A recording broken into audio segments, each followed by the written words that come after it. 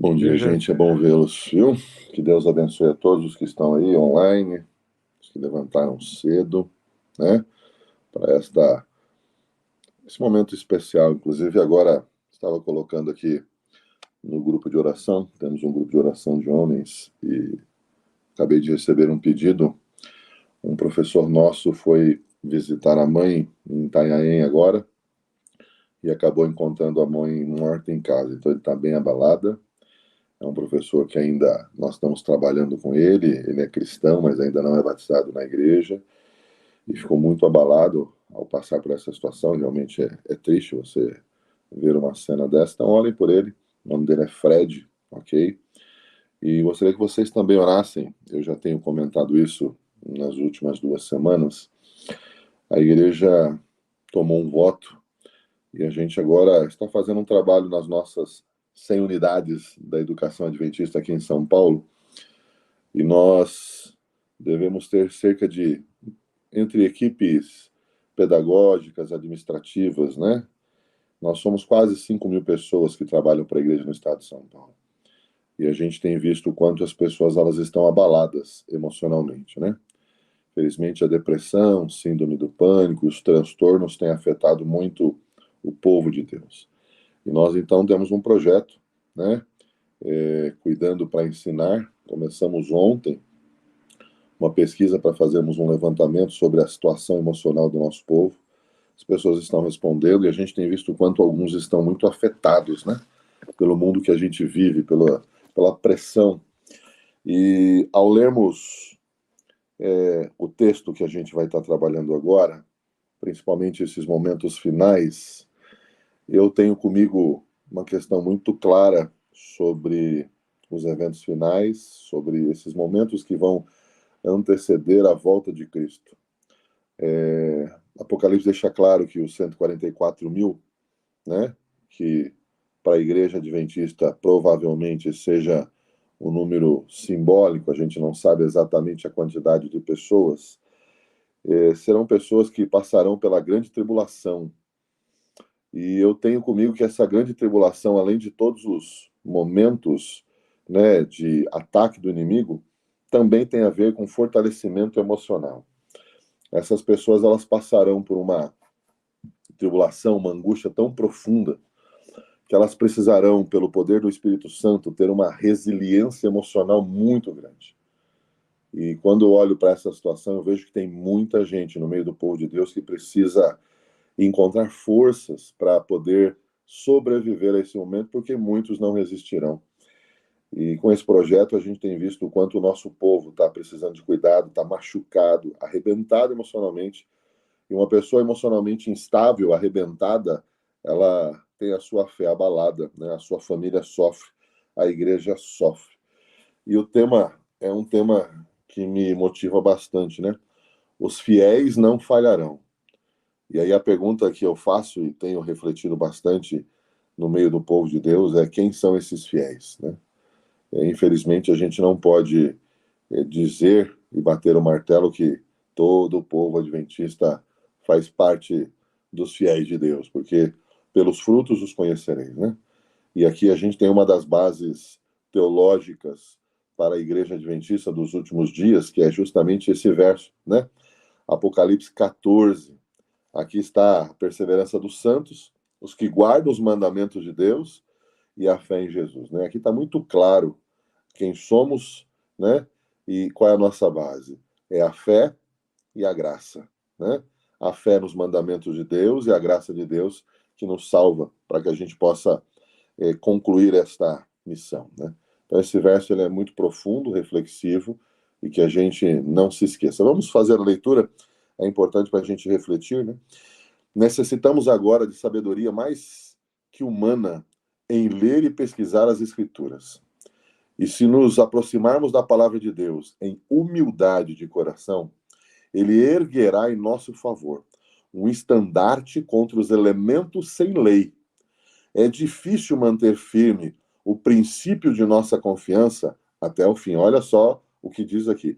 É difícil, ok? Em nenhum momento foi dito que é fácil. É difícil manter firme o princípio da nossa confiança até o fim.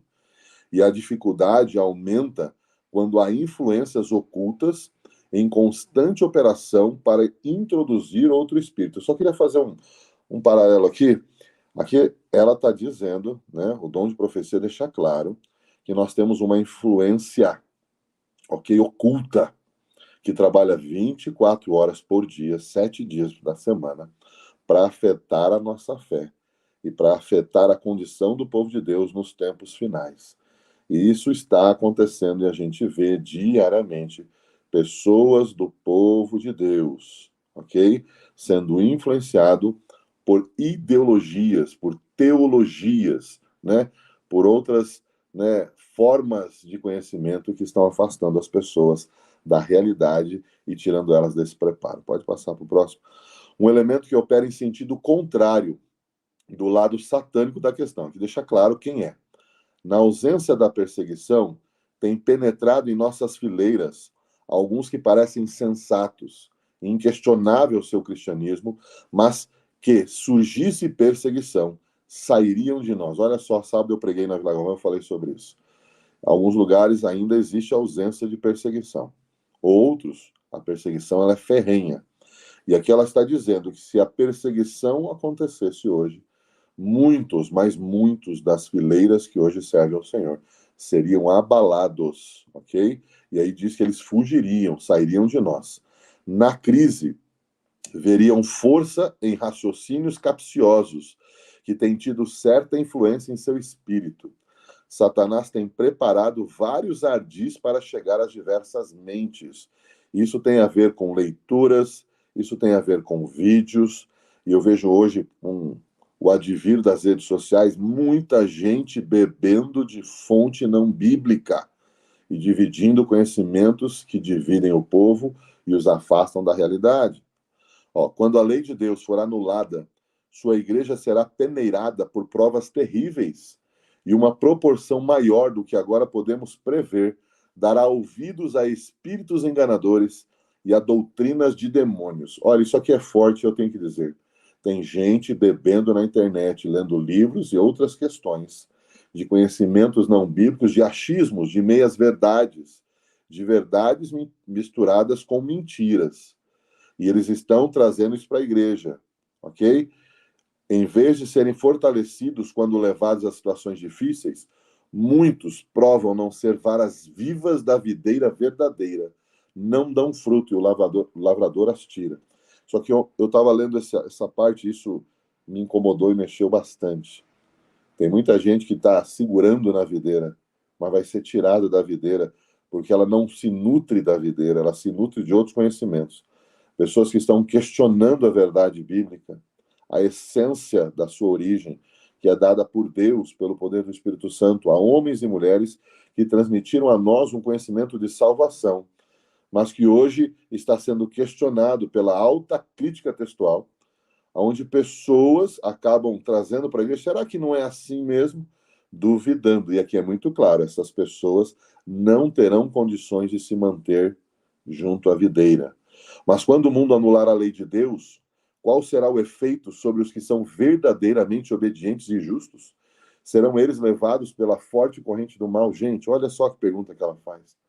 Chegará uma hora que o ódio será tão profundo que aquilo que a gente fala, os haters de plantão, eles perseguirão com tanta voracidade e maldade que se as pessoas não estiverem realmente enxertadas na videira verdadeira, não resistirão à pressão.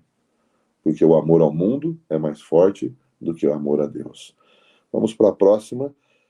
Por que tantos se enfileiram sobre a bandeira do príncipe das trevas? Hão de os que guardam os mandamentos de Deus apartar-se de sua fidelidade? Nunca. Nenhum dos que permanecem em Cristo falhará ou cairá. Seus seguidores curvar-se-ão em obediência a uma autoridade superior a de qualquer potentado terrestre. Eu gosto dessa parte também, porque aqui está dizendo que aqueles que são tementes a Deus não pouparão esforços e manterão-se firmes, fiéis a esta verdade, sem medo de afetar marido, sem medo de afetar esposas, filhos, trabalhos, dinheiro, seja o que for. Né? Essa é uma angústia que eu tenho no coração, mas eu tenho pedido para Deus acalmar o meu coração quando eu falo, Senhor, todos da minha família os meus amigos, a minha igreja, esse grupo de pessoas que eu lidero pela igreja, será que todos estão firmes e vão querer? E aí eu pergunto a cada um de vocês que aqui estão, quando essa obediência de fato nos for testada, nós vamos ficar de que lado? Pense bastante, né? Ao passo que o desprezo lançado sobre os mandamentos de Deus leva muitos a suprimir a verdade e mostrar por ela menos reverência. Os fiéis hão de, com maior zelo, manter erguidas suas verdades distintivas. Não somos deixados à nossa própria direção. Devemos reconhecer a Deus em todos os nossos caminhos, e Ele dirigirá nossas veredas. Devemos consultar-lhe a palavra em humildade de coração, pedir-lhe o conselho e submeter nossa vontade à sua. Não podemos fazer sem Deus. Aqui o conselho está claro. Sozinho a gente não consegue. A nossa tendência é fugir de Deus, a nossa essência de pecadores. Às vezes temos a nítida tendência de pensarmos, porque Satanás quer isso, que nós temos condições, que não somos tão maus assim. E eu vejo pessoas na igreja, dentro do povo de Deus, quando olho para crianças, dizendo, puxa, mas crianças são puras. Davi já diz no Salmo 51, todos nós somos concebidos em pecado. A criança já é gerada em pecado, ela já nasce em pecado, ela já é má. Somos maus por essência e a nossa tendência é se afastar de Deus. Se não for pelo poder dele, não conseguiremos vencer. Isso está aí, ó, Mensagens Escolhidas, volume 2, nas páginas 368 e 369. E aí, indo para o final do texto, qual dentre vós é o homem que, possuindo 100 ovelhas e perdendo uma delas, não deixa no deserto as 99 e vai em busca da que se perdeu até encontrá-la? Lucas 15, 4. Pela conversão de uma alma, devemos taxar ao máximo os nossos recursos. E eu gosto desta frase também. O verdadeiro cristão, aquele que ama a Deus, ele vai colocar tudo à disposição do Evangelho. Tudo. Eu não estou falando parte, é tudo. Começando pela sua vida. Depois o seu tempo. Depois o seu templo, que é o corpo. Depois vai colocar o seu talento, que é a unção do Espírito Santo. E vai terminar colocando o seu tesouro, todo o recurso. Ele não vai reter nada. Ele não vai ficar com 10 centavos em casa. Ele vai colocar tudo na obra de Deus para clamar e para pregar. E aí vai uma lição para cada um de nós, né? Eu vejo muitos de nós nos apegando a bens materiais, a coisas pequenas, e alguns a coisas grandes também. Só que vai chegar um momento em que nós vamos ter que escolher de ficarmos com estas coisas ou de nos entregarmos a Deus. Ellen White diz que um dos grandes problemas do povo de Deus para os últimos dias também será o conforto.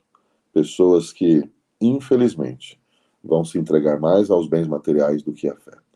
Uma alma ganha para Cristo irradiará a luz celeste para tudo o que a rodeia, penetrando a treva moral e salvando outras almas.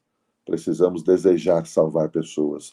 Se Cristo deixou as 99 a fim de buscar e salvar uma única ovelha perdida, seremos nós justificados caso façamos menos? Não é a negligência de trabalhar como ele trabalhou, de sacrificar-nos como ele se sacrificou, uma traição a sagrados legados, um insulto a Deus? Fazei soar um alarme pela extensão e largura da terra. Aqui está falando de urgência. Dizei ao povo que o dia do Senhor está perto e se apressa grandemente. Ninguém fique por advertir. Poderemos achar-nos no lugar das pobres almas que se encontram erro. Poderemos haver sido colocados entre os bárbaros, segundo a verdade que recebemos mais que os outros. Olha só o que diz aqui. Somos nós devedores quanto a comunicar-lhe. Não temos tempo a perder. O fim está próximo. Será que a gente acredita nisso mesmo? Em breve, a passagem de um lugar para o outro, a fim de transmitir a verdade, será cercada de perigos à direita e à esquerda. Far-se-á tudo para obstruir os caminhos dos mensageiros do Senhor, de modo que não possam realizar o que lhes é possível executar agora.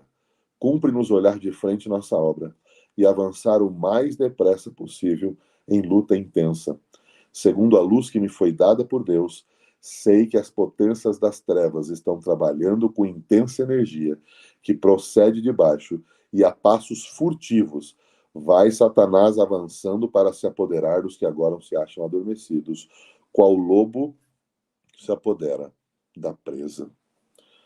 Temos agora advertências que nos é possível dar, uma obra que nos é concedida fazer. Em breve, porém, será mais difícil. Olha o que ela diz. Porém, será mais difícil do que podemos imaginar. Ajude-nos, Deus, a conservar-nos na vereda da luz, trabalhar com os olhos fixos em Jesus, nosso líder, e paciente e perseverantemente avançar para a vitória. Testemunho Celeste, volume 2. Em nossa vida, aqui, posto que terrestre e restrita pelo pecado, a maior alegria e mais elevada educação se encontram no serviço em favor de outrem. Esse texto é o texto do livro Educação, página 309. Depois da Bíblia, se vocês um dia forem à minha sala, vocês vão ver que este é o livro que eu mais tenho lido, o livro Educação.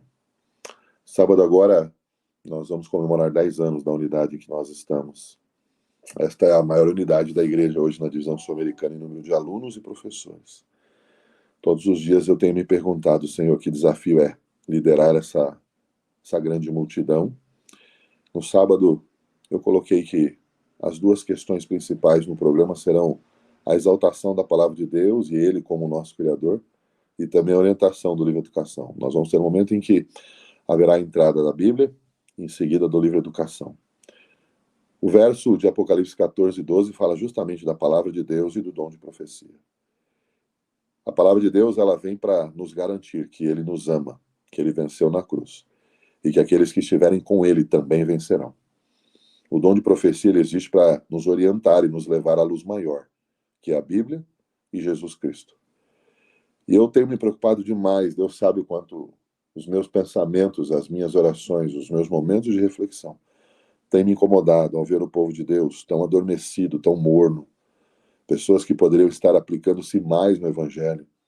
Homens, mulheres, crianças, jovens, preocupados com esse mundo, com discussões ideológicas na internet, perdendo tempo acreditando em homens que não nos salvarão, pelo contrário, serão usados pelo inimigo para nos perseguir, para nos oprimir e para tentar nos tirar de Cristo, para tentar nos tirar do céu. Eu clamo a cada um de vocês, meus irmãos e irmãs que estão aqui, que a gente não desista, que a gente se agarre à palavra de Deus, que a gente tome tempo, que a gente abra mão de coisas dessa terra, para que a gente tenha mais tempo com Ele. Talvez sejam passeios, viagens, tempos com pessoas que não valem a pena, deixarmos de assistir YouTube, coisas que não servem, ficarmos perdendo tempo com essas redes sociais, o Instagram, o Facebook, que levam as pessoas a perderem tanto tempo com coisas inúteis, que não agregam, que não ajudam. Se vai usar a rede social, que seja para pregar, que seja para testemunhar, que seja para falar de Cristo, de despertar as pessoas, de libertá-las dos braços do inimigo pelo poder do Espírito Santo. E aí eu concluo dizendo sobre isso. Nós só resistiremos e sobreviveremos pelo poder do Espírito Santo. E esse poder ele nos é dado pelos céus quando nos aproximamos e buscamos e de maneira humilde nos comprometemos a Ele, pedindo perdão pelos nossos pecados. E eu tenho falado isso para as pessoas. Aprenda a perdoar. Aprenda a clamar a Deus, porque se você não perdoar, o Espírito Santo jamais vai te usar. A gente precisa aprender a ser humildes aos pés de Cristo e a ter um coração que ame pessoas, que não façam diferenças, que não julguem pessoas. Deus tem me ensinado isso de maneira profunda e a cada lição eu tenho louvado a Deus porque a gente precisa aprender a amar meninos e meninas, homens e mulheres. Às vezes na escola eu vejo alguns meninos e meninas dando tanto trabalho, pais tão difíceis. Às vezes os professores, funcionários dizem assim, temos que amá-los, temos que amá-los. Nós estamos passando uma situação com uma mãe que tem agredido verbalmente a equipe, as pessoas. São conversas duras, difíceis. Uma mulher infeliz, amargurada. Mas eu tenho dito a eles todos os dias, e oro por essa mulher, e orem por ela, é a Meire. Não se esqueça desse nome, Meire Arthur. Uma mulher infeliz, ela arrebenta com a família, arrebenta com todo mundo. Mas ela também é filha de Deus. E ela tem dito para mim que acredita nele. O jeito dela falar, de agir, algo está de errado, eu não sei o que é. Mas ela precisa ser ganha para Cristo. de fato. E a gente precisa orar pelos difíceis. E olha que muitos de nós aqui somos difíceis. Que Deus tenha misericórdia da gente. Que a gente confie na verdade do Evangelho, no poder do Espírito Santo. Na unção que nos é dada quando humildes somos e de joelhos clamamos a Deus e pedimos perdão para os nossos pecados e nos livramos dele. Há uma corrente hoje de pessoas dizendo que o que importa é o amor de Jesus. É uma meia-verdade que muita gente tem abraçado. E aqui, Apocalipse 14 já põe por terra esta fala, porque aqui diz aqueles que guardam os mandamentos de Deus. E Jesus também disse: se me amardes, guardareis os meus mandamentos. Então nós precisamos amá-lo e viver essa experiência. Que você hoje tenha uma experiência com ele. E quando você puder, fale dele. Pregue sobre ele sem medo. Peça a unção do Espírito Santo. Fale no seu lar, fale no seu trabalho, fale para os seus vizinhos. Mas ame. Para isso, o amor quebra barreiras, para que os mandamentos de Deus sejam apresentados. Então, ore pela igreja, ore pelo povo de Deus espalhado nos 4 cantos dessa terra. Tem muita gente aí servindo ao Senhor. E eu tenho certeza que quando ele voltar, ele há de juntar cada uma das suas ovelhas no seu aprisco. E que nós façamos parte dessas ovelhas. Que a nossa família faça parte. Por isso, oremos, não desistamos e busquemos o Espírito Santo para que, através de nós, pelo poder dos céus, a gente resgate ovelhas de Jesus Cristo.